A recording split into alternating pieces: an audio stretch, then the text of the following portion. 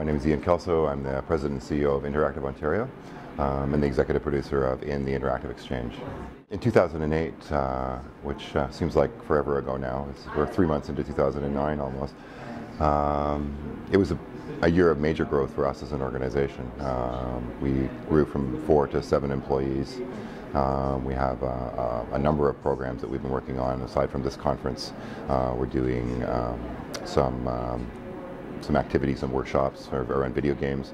This has been sort of the year that the Ontario government has really engaged itself in the video game industry and decided it wants to play a part, it wants to play a role, it sees an opportunity for Ontario, and that opportunity is probably different than what it is in Montreal and in Vancouver, but nonetheless seeing it definitely as both a cultural and an economic opportunity. And we know we've got a lot of talent here in Ontario.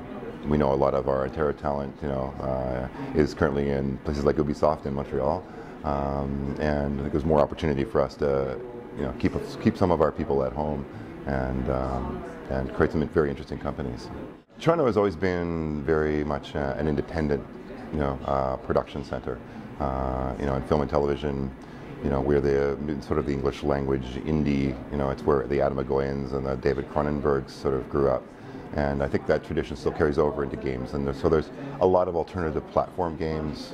There's companies like Big Blue Bubble who have been, starting in mobile and doing some very interesting things in portables and on the Wii, Capybara games, and then even more sort of off the beaten path in terms of auteur or artistic games.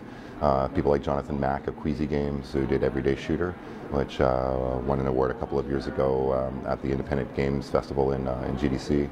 Or even N+ by MetaNet software from Toronto, which again sort of won very big critical reviews and is actually growing commercially now. It's on the DS and on the PlayStation Portable. I think because we had a very thriving television production industry here, a lot of the interactive focus first went to doing a lot of web-based production that aligned itself with television series. So that's kind of where we looked at making some of the earliest investments. We didn't have a video game industry that kind of started up in a cluster here. Our biggest company, Silicon Knights, is in St. Catharines, which is about an hour and a half outside of Toronto.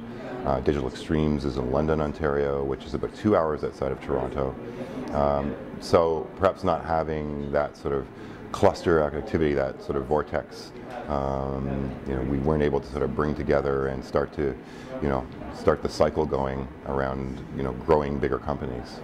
In Montreal, you had, there was definitely an animation and special effects industry and some early companies that, started the ball rolling, and, it started to spin very quickly. And there wasn't the government intervention here, which I think is, what really got the ball rolling in Montreal. And we don't have the proximity that Vancouver has to, the West Coast, to Seattle, and to San Francisco, and to LA. So far, it's great. I mean, the reports that we're getting back from our members are, it's creating some competitive advantage. Obviously, the dollar isn't as low as it used to be. So, over the past 2 or 3 years, 4 years, that's, eaten up some of the margins for some of our companies. The tax credit, we've had a tax credit in Ontario for interactive for quite a long time, but that tax credit never worked for video game industry.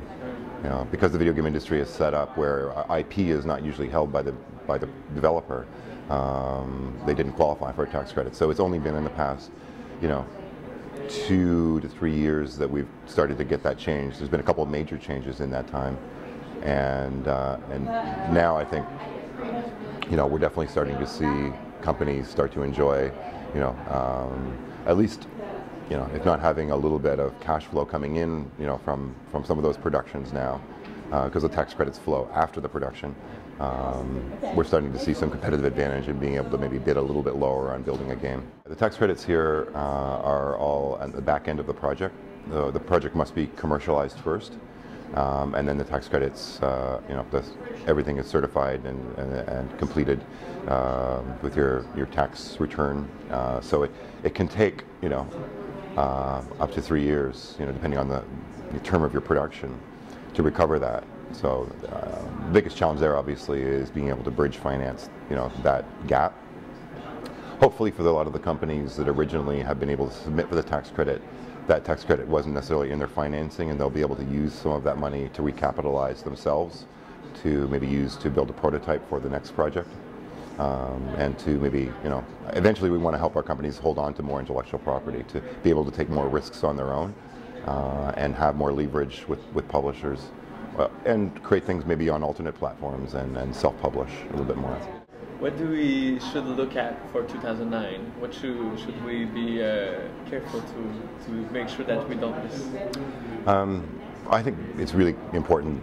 What we don't miss is that we don't miss investing in the emerging industries and ensuring that the jobs that we've been creating and the momentum that we've been building around knowledge-based industries gets overridden by trying to maintain the jobs that we had in the manufacturing sector. I think there's a bit of a danger. Obviously it's a huge threat to see in Ontario. We're big in the automotive sector, and when you see that there are 500,000 people working around the automotive sector in different parts of that industry, you don't want to see those jobs all disappear at once. That can have very bad effects on your economy.